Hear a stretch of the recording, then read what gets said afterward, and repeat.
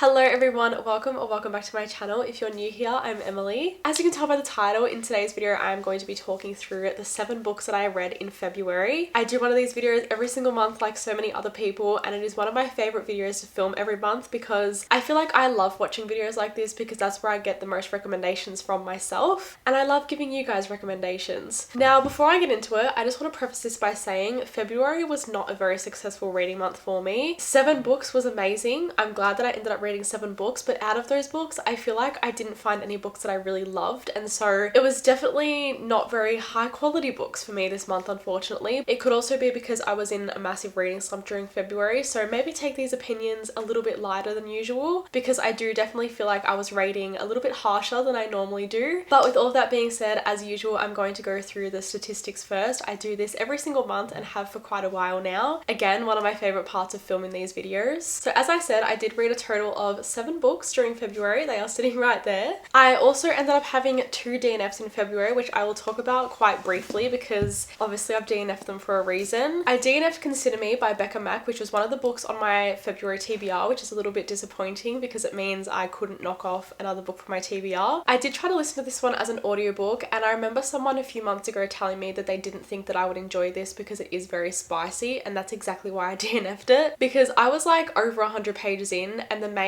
male character, all he was talking about was getting with girls, and it was just, I just didn't like it at all. The characters were like really unbearable, and so I just stopped it because I'm not going to read a 500-page book that I'm not enjoying. On the other hand, the other one I DNF'd, I will go back into this one in the future, but I have to be in a very specific mindset for a book like this, and that is Cruel is the Light by Sophie Clarke. This one has actually been put on my TBRs for quite a few months, and this is the only one that I've actually attempted to read it in. But as I said, I have to be in a very specific mindset because this is like very, I don't know how to explain it. It's a fantasy, but it's very complicated. There's a lot of like historical aspects to it, and I just could not get my head around it at all. Like my brain capacity in February was just like not there at all, and I actually recently quit my job, and so that was causing me a lot of stress during February. And so when I'd come home, I would just be thinking about that, and I couldn't focus on books like this. So I was trying to read very light-hearted reads, which you will see. Out of the books that were set on my TBR from my sister at the start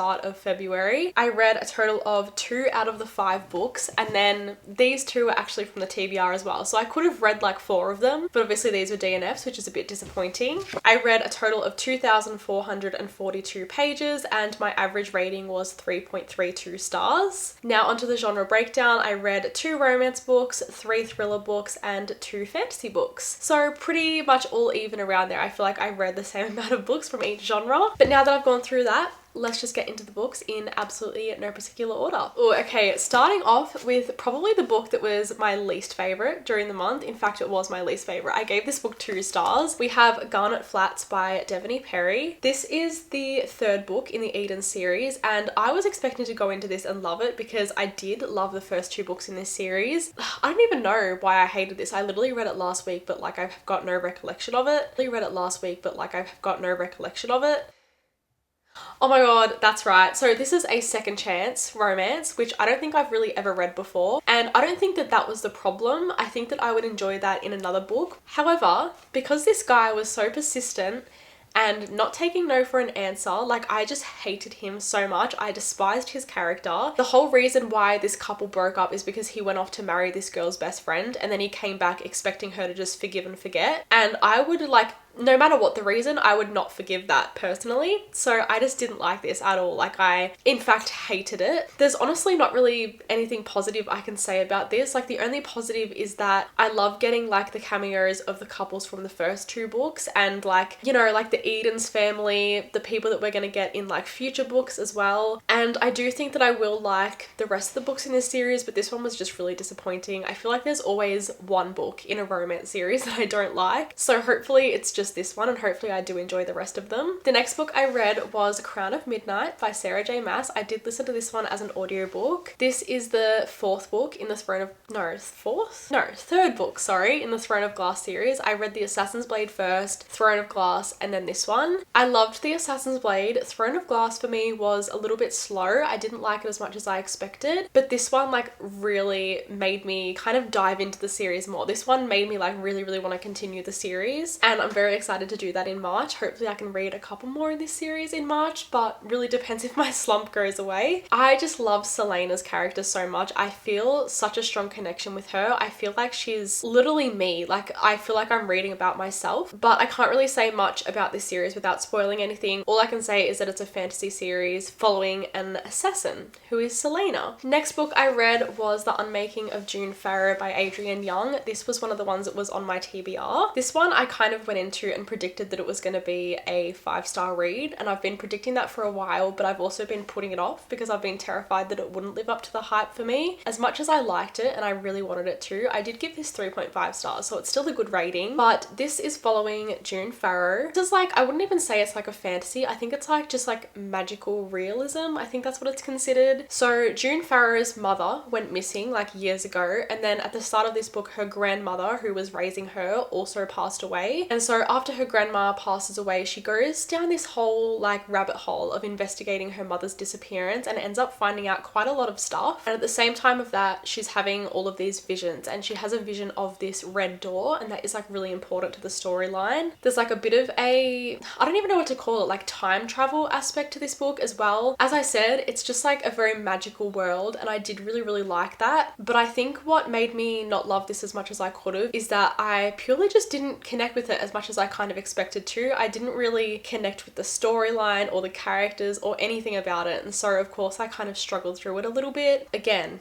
was in a slump. I feel like maybe if I reread this or read it at a different time, I'd love it a lot more. So definitely take this opinion very lightly. I still think this was a beautiful book. I feel like I'm going through this very quickly. This is going to be like one of my quickest wrap-ups ever. But anyway, next book was Practice Makes Perfect by Sarah Adams, which was the other one that was on my February TBR. This one is a sequel to When in Rome. So I'm going to try to explain the best I can because it's not very clear whenever I try to explain this. When in Rome is following two characters. One of them is a guy that just lives in a small town, and then the girl is like a famous pop star. This book is following the sister of the guy from the first book, who we did meet in the first book, and I loved her character in the first book, and the girl from the first book's bodyguard. So that's who the relationship is between in this book. I don't know what it was. I just didn't really believe the relationship in this book, and I haven't really experienced that in a romance book very often, where I literally don't feel much chemistry at all. And as I said, like, I really liked Annie in the first book, which is who this book is following, but I don't know what it was. She just felt a little bit different in this book. She didn't really feel like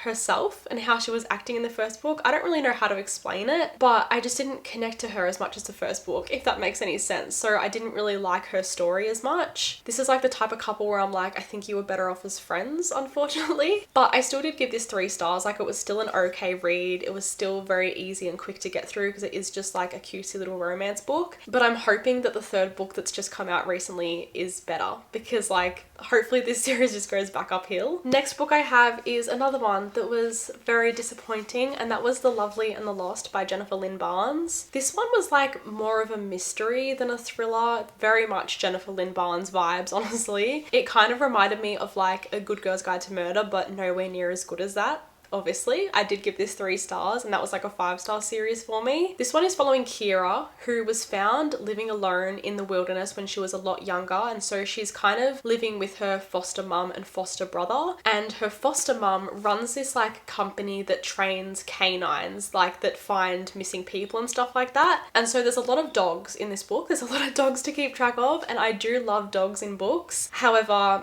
that was a little bit difficult to understand which dog was which and everything like that, but I did like that whole idea. And we are following the story of a missing girl in this book as well. And Kira and her foster brother are both in training to like help these dogs as well. And so they go to like the crime scenes and investigate with their dogs as well. Like, everyone has a dog in this book. I don't know how to explain it, but again, I just didn't really feel that connected to this. I kind of just didn't want to finish this. Like, it wasn't like begging me to pick it up. I kept putting it down, and like, I didn't even want to continue the book, and it was just one that like I was struggling not to DNF the whole time, but I kind of just wanted to finish it, if that makes any sense. So I feel like if you needed something to binge, you definitely could binge this, but it just wasn't as good as I was expecting it to be, unfortunately. Now onto the 2 books that I read on my Kindle, so I don't have physical copies for these. The first one is The Crash by Frida McFadden, which is a new release that came out I think at the very end of January, and if you follow me, you know how much I love Frida McFadden. McFadden. Like, I've said this so many times, but I've read every single one of her books, and this one was actually one that I liked a lot more than a few of her other recent releases, which is good. I gave this one 3.75 stars. So this one is following a girl who has been knocked up by this random guy, and so she's pregnant at the start of the book. And this guy is like a married millionaire, and so he is trying to pay her off so that she doesn't tell anyone that it's his, and he doesn't care about the kid.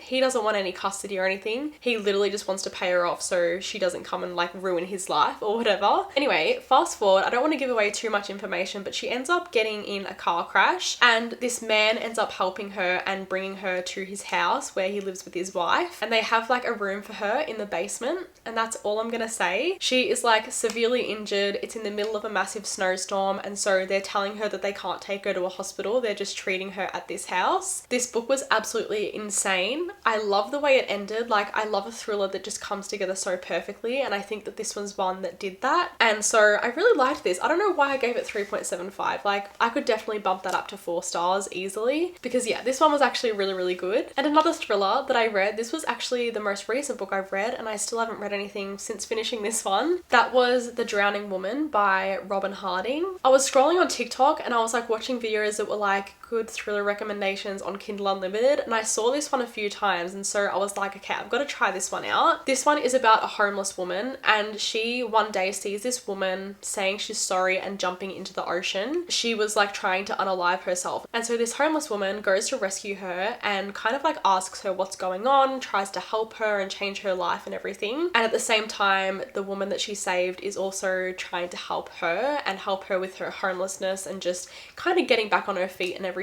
The woman that was jumping into the ocean was also in like a very abusive relationship. We're kind of getting the point of views of both of them in this book, but it's not like chapter by chapter. It'll be like 10 chapters in one point of view, and then the second part will be like 10 chapters in the other point of view, if that makes sense. So I really, really liked the way this was set out, because it definitely kept me on edge, because at the end of each part I feel like there was like a massive cliffhanger, and then we'd have to keep reading to find out what that cliffhanger was and how it was going to end. And I just really liked this one. It was so well written and so well put together. And this is another thriller where I was like, I really, really loved the ending of this. Like, I was so satisfied with the end, and that's something that really determines my rating on a thriller book, because if a thriller book ends badly, I'm gonna rate it badly. But if it ends good and I like the ending, it'll definitely bump up my rating. And so this one I also gave 4 stars. It definitely helped me get out of my slump, but then I went into another book that was very slow and I couldn't get into it, so I did end up back in a slump. But it will help you guys if you are in a slump as well, so I definitely recommend that one. But that was the last book. As I said, I feel like I went through this very, very quickly, but I didn't really read that many books, and obviously I wasn't really obsessed with any of these either. Definitely still some good recommendations in here, but nothing like too crazy. No like 5-star reads, no 6-star reads, unfortunately, but hopefully March is a more successful month for me. I really hope you enjoyed this video, and if you did, make sure to give it a like and subscribe to my channel if you want to see more content from me, and I hope to see you in my next video.